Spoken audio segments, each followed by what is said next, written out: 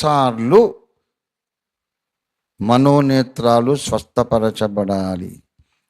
ఒకసారి ఏమో యేసు రక్షకుడని గ్రహించడానికి, అసలే మొత్తం గుడ్డోడు, బేసిక్ పాయింట్ అయితే అర్థమైంది, యేసే దేవుడని. పరలోకానికి వెళ్ళడానికి, నరకం తప్పించుకోవడానికి అవసరమైనంత మందం జ్ఞానం వచ్చింది.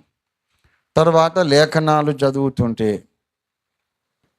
ఆ దృష్టి చాలదు, ఇంకా ఇక్కడ కనిపించని సంగతులు ఎన్నో ఉన్నాయి. అసలే కనబడడం లేదా?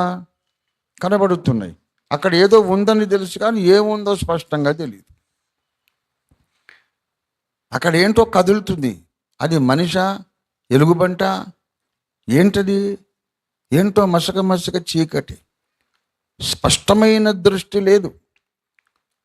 మళ్ళీ రెండవసారి లేఖనాలను అర్థం చేసుకోవడానికి, లేఖనాలలో గూఢమైన సంగతులు తెలుసుకోవడానికి, deeper things in the scripture తెలుసుకోవడానికి ప్రతి క్రైస్తవుని కన్నులు రెండవసారి యేసయ్య ముట్టాల్సిన అవసరం ఉంది.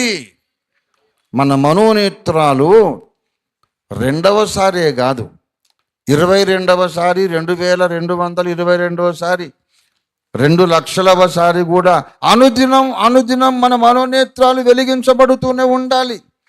నిత్యము వెలిగించబడుతూనే ఉండే మనస్సు, బైబిల్ చదివినప్పుడల్లా కొత్త సంగతులు చూడగలిగే మనస్సు పేరు జ్ఞానము, ప్రత్యక్షత గల మనస్సు. దేవునికి స్తోత్రం కలుగును గాక.